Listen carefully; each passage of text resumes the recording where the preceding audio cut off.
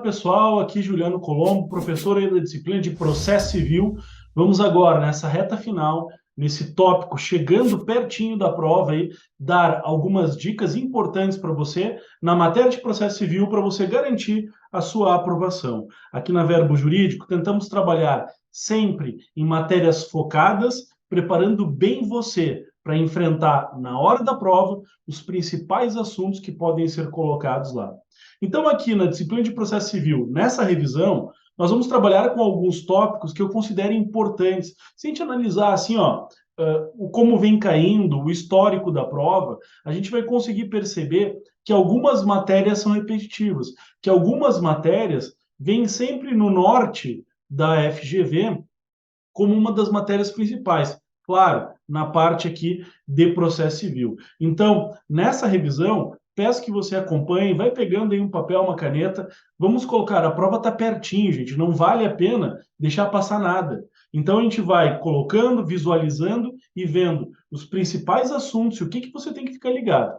Pega, então, teu vademécum, pega um caderno, pega uma caneta e faz algumas anotações ou vai visualizando e anotando no teu próprio celular, aí, no teu próprio computador, alguns pontos importantes nessa revisão aqui de véspera de prova.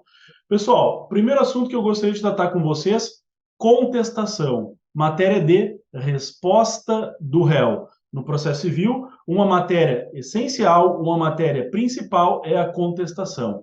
A FGV, a OAB, gostam de colocar na prova matéria que é do dia a dia do advogado, matérias corriqueiras da advocacia. E resposta do réu, requisitos da contestação, é uma matéria muito, vamos dizer assim, exigida na advocacia forense.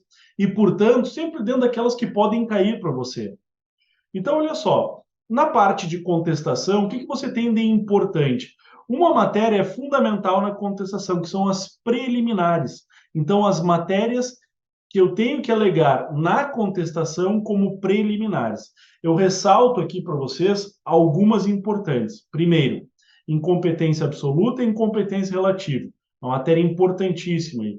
Impugnação ao valor da causa, também matéria preliminar na contestação. Impugnação à gratuidade da justiça, também matéria fundamental aí como preliminar na contestação. Vamos estruturar isso? Olha só, se você for aí para a tela, eu vou tentar compartilhar aqui com vocês, né?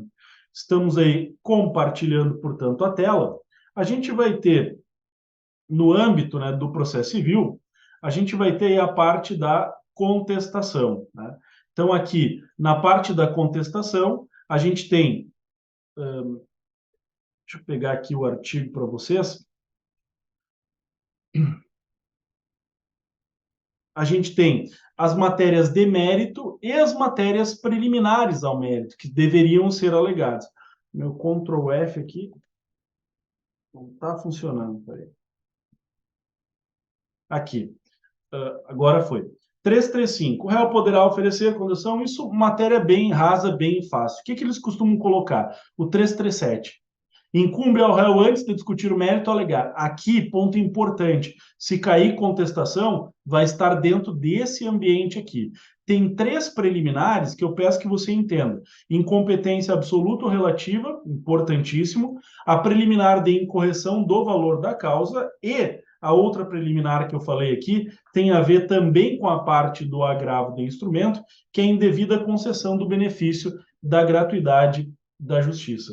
Então, tem 3 preliminares que você tem que tomar um cuidado aí. Lá no artigo 337. Vamos pontuar isso para você visualizar e não errar na hora da prova. Então, ponto importante aqui para a gente vincular. Olha só. Preliminares, o que eu estou falando, né? Preliminares na contestação. Te liga, portanto, nesse tópico aí. Preliminares na contestação. Certo, professor, mas quais são as preliminares importantes aí que a gente deveria tomar cuidado lá na contestação? Primeira preliminar, incompetência. Veja que a incompetência guarda relação com competência do juízo, o que é competente ou não. Incompetência relativa, exemplo de incompetência relativa. A ordem pode colocar para você o foro de eleição. Quando eu vou eleger um foro, As partes elegem o foro da comarca de São Paulo e a ação é proposta em Porto Alegre pelo autor. O réu vai alegar a incorreção como preliminar na contestação. Isso incompetência relativa, mas pode ser também a incompetência absoluta. A incompetência absoluta está em que patamar, em que ambiente? Por exemplo, vara privativa, o desrespeito a uma vara de família, onde o feito deveria tramitar na vara de família, está tramitando na vara civil. É um exemplo de incompetência absoluta. Então, te liga aqui, ó. Existência de vara privativa, existência de vara especializada é um exemplo de competência absoluta. Significa dizer que, se o autor moveu uma ação e ela está tramitando numa vara civil, e naquela comarca existe, por exemplo, vara de família, vou te dar um exemplo bem simples aqui. O autor entra com uma ação de divórcio, ela é endereçada à vara civil e é distribuída à vara civil. E naquele foro, naquela comarca, naquela capital, tem vara de família. É uma incompetência absoluta, que o réu, uma vez citado, deve alegar na contestação esta incompetência absoluta, dizendo que o feito não deve tramitar na vara civil, mas sim na vara de família. Então, isso é um exemplo de incompetência. Relativa, grava lá, eleição de foro. Absoluta, vara privativa, vara especializada. Pode acontecer também justiça estadual e federal. O processo é para tramitar na federal, está tramitando na estadual. Também um exemplo de incompetência absoluta. Bom, outro ponto importante com o preliminar que nós vimos, a incorreção do valor da causa. Alguns alunos me perguntam assim, mas professor, qual vai ser o interesse do réu em alegar que o valor da causa está errado? Gente, olha só, o valor da causa, ele não limita propriamente a condenação do réu, nem sempre. Significa dizer que o valor da causa é um conteúdo econômico do pedido. Então, se o autor coloca um valor da causa baixo, ele pode estar, com isso, querendo pagar custas menores. E, se for condenado, ter um ônus processual menor. Por isso, o réu, se ele tem aquele ímpeto, aquele interesse, aquela perspectiva de ganho na ação, provavelmente ele tem sim interesse em que o valor da causa seja adequado, até aumentado. Exemplo clássico que a ordem pode colocar para você. Vamos supor que eu entro com uma ação, te liga aí, e peço contra o réu danos morais de 50 mil reais. Qual será o valor da causa? Aí ele coloca lá 10 mil reais. Errado. O valor da causa, quando eu peço dano moral, é o valor pretendido. Com isso, se eu peço 50 e coloco o valor da causa de 10, eu vou pagar custas sobre 10, custas menores. Se eu perder, o meu ônus processual, portanto, vai ser menor. Então, o réu tem sim interesse, aqui, ó, indicar a incorreção do valor da causa. Te liga nisso. Em que ambiente eu vou fazer essa incorreção? Preliminar na contestação, certo? Então, te liga valores da causa, né? Por exemplo, aquelas prestações que superam um ano, por exemplo, sem prazo definido, limitado a 12 prestações, né? O valor da causa é o conteúdo econômico do pedido. Nem sempre ele está ligado intimamente à própria condenação. Como eu falei para vocês, no dano moral ele está? Sim, está. Se eu peço 30 mil de danos morais, 30 mil o valor da causa. Agora, eu posso pedir prestações alimentares, prestações que perduram aí por um longo período, e aí a lei, o código, vai nos dizer que ele está limitado a 12 prestações. Então, o valor da causa tem essa peculiaridade. Por isso, se o réu não concorda com o valor atribuído à causa, ele vai informar isso, impugnar isso, na preliminar ou em preliminar na contestação. E por último, o ponto que eu coloquei aqui para vocês, que eu retratei e vou colocar novamente aqui, é a indevida concessão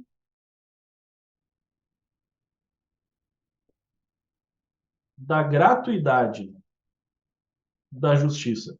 Ah, mas o que é a gratuidade da justiça? Pessoal, gratuidade da justiça é aquilo que se chama aí de AJG, mas está errado, né?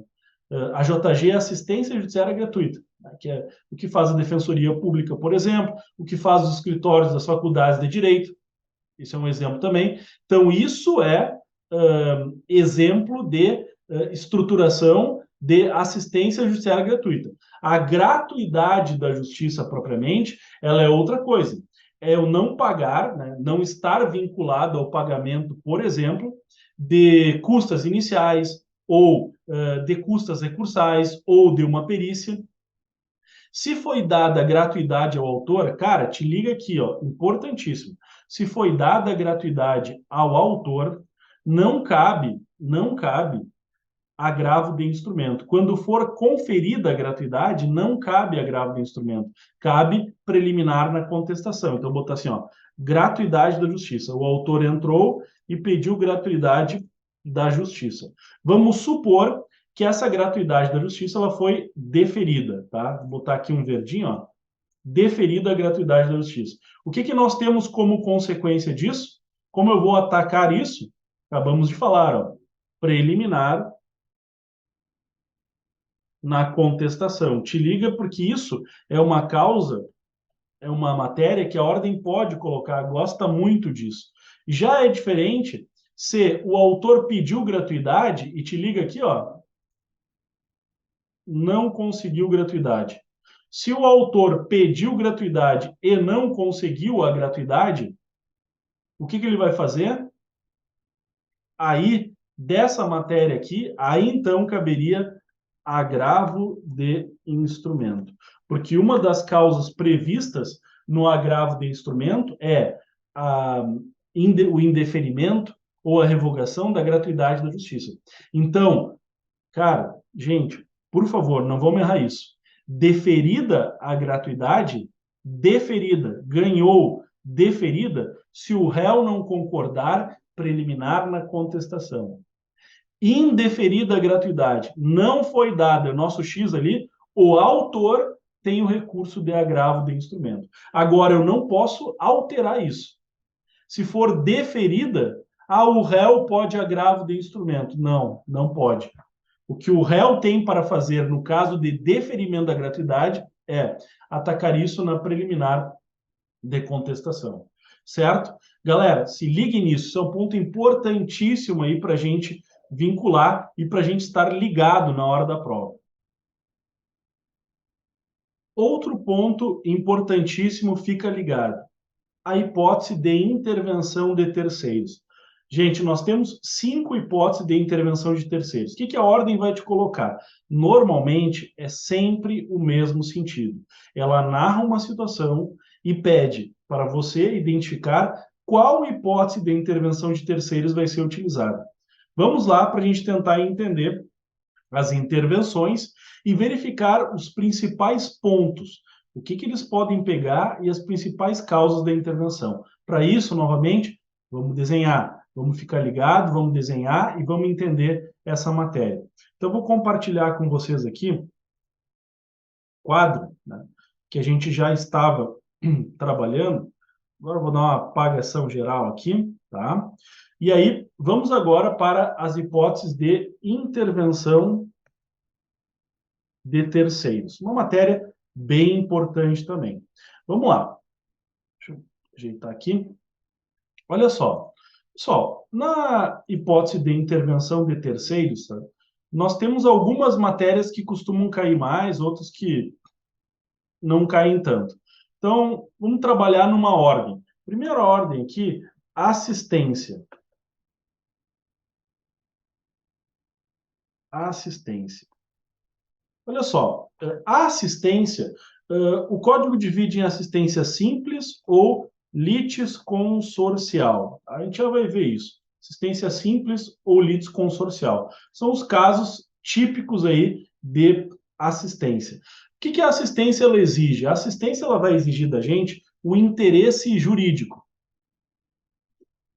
Como assim o interesse jurídico? Para ser assistente, eu tenho que ter interesse jurídico. Não é um interesse meramente moral, um interesse meramente econômico, um interesse meramente religioso. É um interesse jurídico. Eu tenho que ter, obrigatoriamente, interesse jurídico para ser assistente. Casos clássicos de assistência. Vou colocar aqui para você. Sublocatário e o caso de cessionário. Exemplo, no caso de precatório. Tá? Então, você tem sublocatário, é um caso clássico, né, de assistência, e aí um dos exemplos aí que nós temos, né, no caso do sublocatário, para a assistência simples ou litisconsorcial. Na verdade, aqui já está dividido, porque o caso de sublocatário é o caso de assistência simples. O caso de assistência litisconsorcial é o cessionário, aquele que comprou, por exemplo, um precatório. Vamos dar um exemplo. O que é o sublocatário? Você vai ter o locatário, que é o inquilino, e ele alugou, por exemplo, vamos pensar isso em termos de pessoa jurídica, que é assim que a ordem pode colocar. Ele alugou, por exemplo, um pavilhão industrial, só que ele não vai utilizar todo aquele pavilhão industrial. Ele vai utilizar parte dele, e parte ele vai sublocar. Vamos pensar que o proprietário do imóvel entre com uma ação de despejo, de rescisão contratual. Esse sublocatário, que na verdade é o inquilino do inquilino, ele pode auxiliar, assistir o réu nesse processo. Então, você vai ter um caso em que o réu, uma vez demandado, aqui no nosso exemplo locatário, ele recebe a assistência do sublocatário. Por quê? Porque, na verdade, se o contrato de locação for extinto, vai extinguir também a sublocação. Essa é a base aí. E o cessionário de precatório, o que é isso? Isso acontece mais comum no polo ativo. O autor entrou com uma ação contra o Estado, contra a fazenda pública, tá? Então ele é credor lá por um erro médico, por uma revisão de aposentadoria, qualquer caso.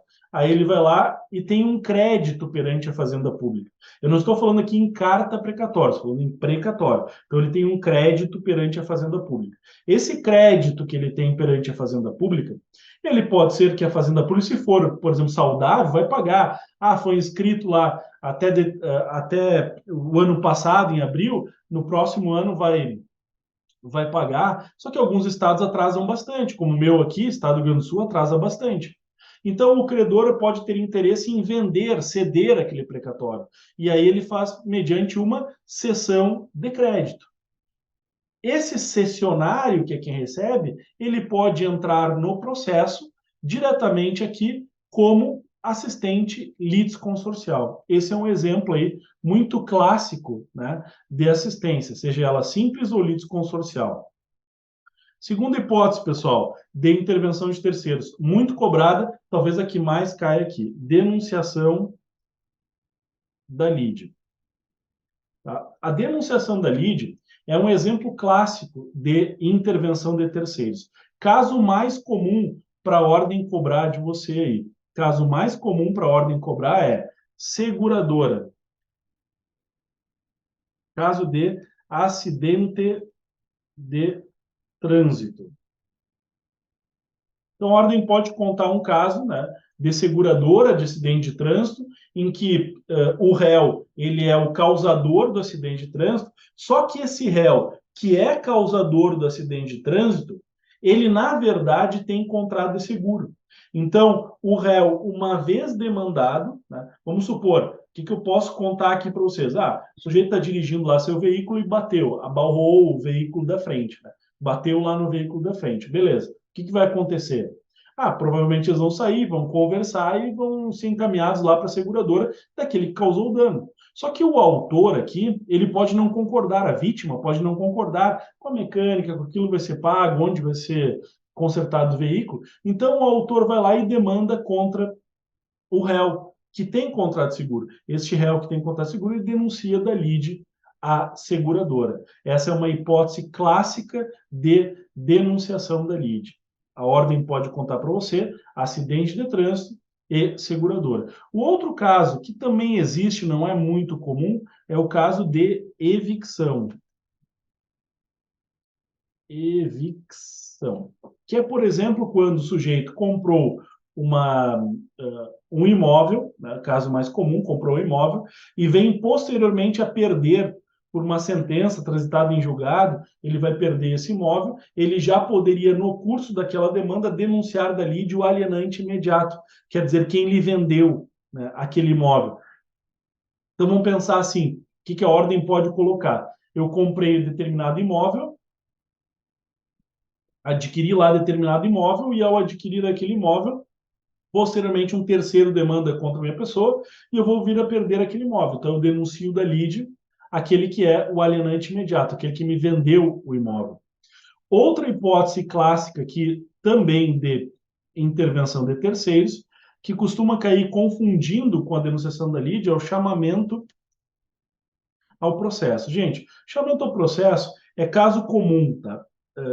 E é fácil de identificar. Se cair para vocês lá chamamento ao processo, nós estamos falando diretamente de fiadores. Exemplo clássico, contrato de locação. Então, eu vou botar aqui para vocês, ó. Locação, fiador, devedor, solidário. Esse é um exemplo muito comum aí de estruturação de chamamento ao processo. Locação, fiador, devedor, solidário. Então, o que acontece? Vamos supor que o sujeito foi fiador no contrato de locação. Quem é o fiador? O fiador é o famoso ex-amigo, né? Então, o sujeito era amigo lá, prestou fiança, agora o devedor originário não pagou a conta e, portanto, se tornou aí o ex-amigo, né? Então, essa é a forma de constituição dele. Então, o credor, tá? Quem tem o crédito, né, ele demanda contra o fiador, não contra o devedor originário, só contra o fiador, pois o fiador pode chamar ao processo o devedor originário para responder com ele, ali do lado, juntinho, porque a dívida é dele. Ou ainda, a ordem pode contar que tem um contrato de locação com dois fiadores e foi demandado apenas um deles. Se apenas um dos fiadores é demandado, o fiador pode chamar ao processo o outro fiador, certo? Essa é a forma de chamamento ao processo. Também a gente pode dizer que é uma forma bem importante, né? Bem importante, e normalmente, quando costuma cair, ela vai cair denunciação da lide e chamamento ao processo, conjuntamente as duas formas. Como assim conjuntamente, né?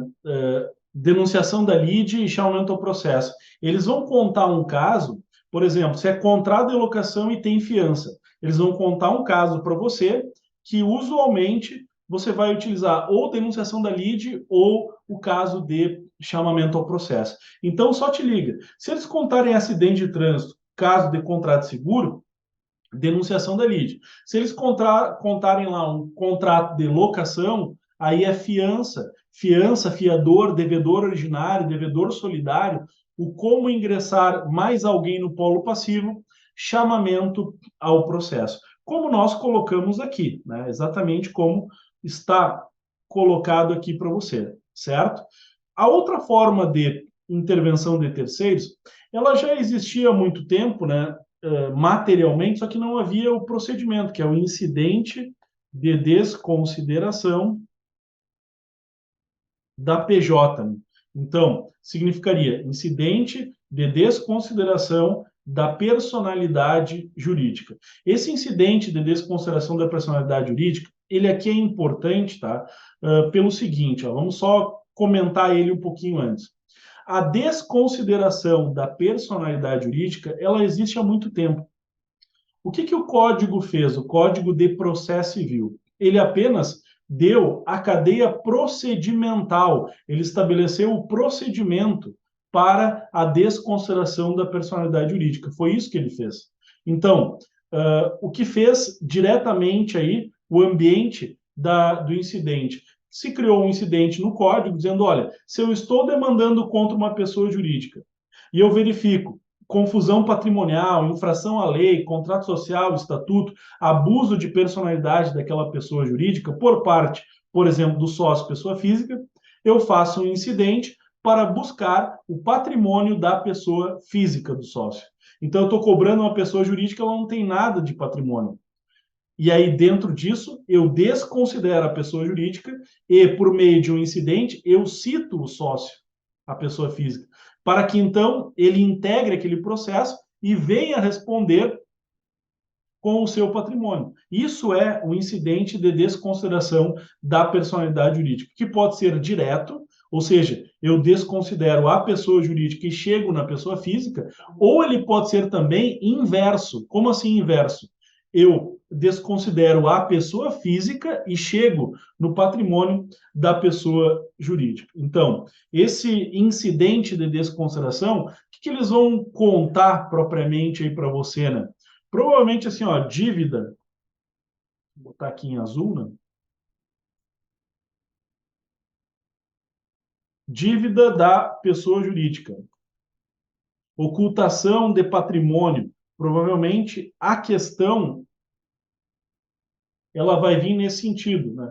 Por que eu gosto de colocar assim então, dívida da pessoa jurídica ou dívida do sócio para chegar na pessoa jurídica e ocultação de patrimônio? Por que eu gosto de colocar isso, né? Como esse quadro que vocês estão vendo? Porque não adianta ficar apenas lendo o código, porque na hora da prova, o que vai ser cobrado para você são questões que são pontuais a partir de casos concretos. É isso que costuma cair.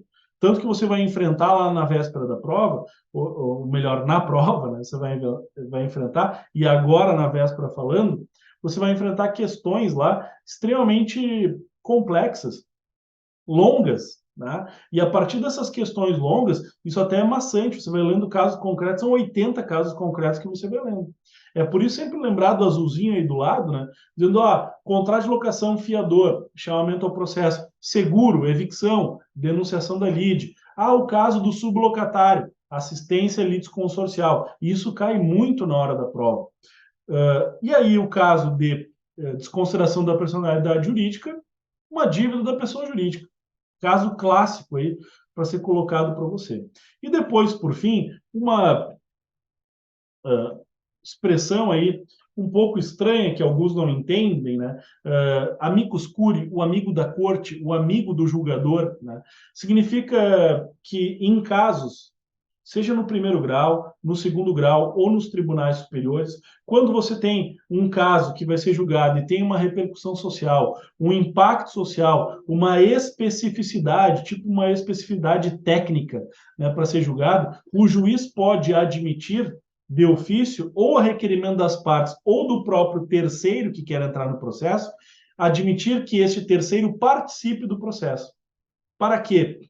Para emitir, por exemplo, e aí vai depender os poderes que eles estão definidos, para emitir, por exemplo, um memorial, uma participação, uma manifestação sobre o que ele entende daquele caso. Casos técnicos ou que tenha repercussão social, dar exemplos aqui, a instalação de antena de celular em zonas urbanas. Pode ser que eu tenha lá uma parte, uma pessoa física contra uma operadora, dizendo, olha, instalou do lado da minha casa. Aí vem um instituto científico, ou um cientista, ou uma associação, dizendo, olha, o que ela pensa. Ela não vem diretamente para auxiliar autor e réu. Ela vem no intuito de dar a explicação, dar a fundamentação para aquele caso. O que aquela associação, aquela pessoa física entende sobre aquele caso. Então, aqui, ó, nós vamos colocar repercussão social. Casos que geram uma repercussão social ou uma relevância ou uma especificidade. São casos com especificidade técnica, por exemplo. Isso é um exemplo aí típico de amicus curiae. O amicus curiae tem mais um ponto que é interessante. Por quê? Olha só, vamos dar uma boa olhada nisso, porque aí a gente já estuda também não somente o caso do amicus curiae, mas já vai um pouquinho aí, já avança, né, para casos, por exemplo, do agravo de instrumento. Quer ver um ponto importante aqui que tem que ficar ligado? Nós falamos então do amicus curiae, né? Aqueles casos que têm repercussão social e tal. O amicus curiae está definido no artigo 138 do Código de Processo Civil. Só que eu gostaria que vocês analisassem o artigo 1015, que é o artigo do agravo de instrumento, e fizesse essa comparação, já estudando também agravo de instrumento. Então, vamos dar uma olhada aqui. Olha só, eu vou compartilhar agora aqui o artigo 1015 para vocês, tá? Está dando para... agora deu. Para pesquisar aqui, ó. Olha o que diz o artigo 1015, ó. Cabe agravo do instrumento com decisões interlocutórias que versarem sobre tutela provisória, mérito do processo, rejeição da alegação de convenção de arbitragem, incidentes de consideração da personalidade jurídica. E aí, veja, nós estamos falando de uma intervenção de terceiros, que aqui cabe agravo do instrumento, né? Tutela provisória, sabe? Tutela antecipada, tutela da evidência, tutela cautelar, pode chamar assim. Mérito do processo, quando o juiz julga parcialmente um dos pedidos. Rejeição da alegação de convenção de arbitragem, aqui serve tanto para arbitragem quanto para decisões sobre competência, naquilo que quem acompanhou as aulas aí lembra disso. O STF entende que ou melhor, o STJ entende que este rol aqui é de taxatividade mitigada. Significa dizer que ele é taxativo, vale o que está escrito, mas eu admito uma interpretação extensiva. E aí, aqui no 3, está escrito arbitragem e vale também para competência. Te liga nisso que pode cair essa questão. Mas o que eu estou falando aqui? Olha só, quando o juiz admite ou não admite intervenção de terceiros, caberia agravo do instrumento. Como eu sei isso? Eu sei isso a partir do seguinte sentido, olha só. O artigo 1015 vem e diz: cabe agravo do instrumento contra decisões locutórias que versarem sobre, né? Aí, nesse mesmo artigo 1015, diz aqui, admissão ou inadmissão de intervenção de terceiros. Então, caberia agravo do instrumento contra admitir ou não admitir a intervenção de terceiros. Beleza. Aí eu fico pensando o seguinte, tá certo. Então, quer dizer que se for admitido aqui o amicus curiae, ou não admitido o amicus curiae, caberia agravo do instrumento. Por quê? Porque o código diz admissão ou inadmissão de intervenção de terceiros, caberia agravo do instrumento. Só que não.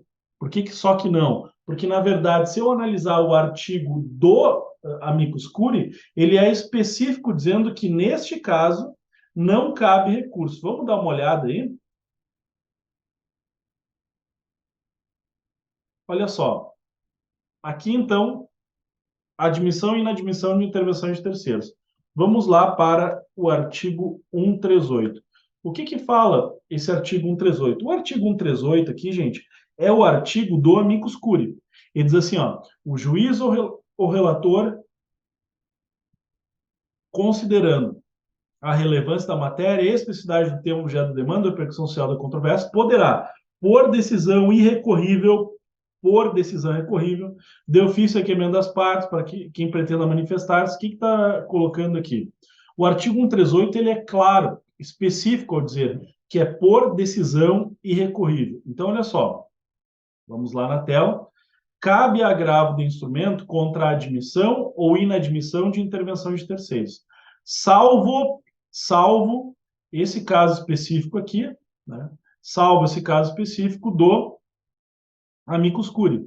Porque o amicus curiae, o artigo 138, ele não admite a hipótese de intervenção de terceiros. Então, te liga nisso, que isso é um ponto importante que pode também ser cobrado para você na hora da prova. Pessoal, a gente tratou aqui gotas de processo. Falamos de contestação, preliminares, falamos de agravo do instrumento e falamos de intervenção de terceiros. Matérias que eu considero importantíssimas para a tua prova, que podem cair, pode questionar você lá na hora da prova. Fica muito ligado nessas matérias, continue estudando até o final, fazendo leitura de código, realizando questões. Saiba que o treinamento, ele vai te conduzir à aprovação, certo? O momento é agora. Continuem com a gente. Até mais. Valeu, pessoal. Até a próxima.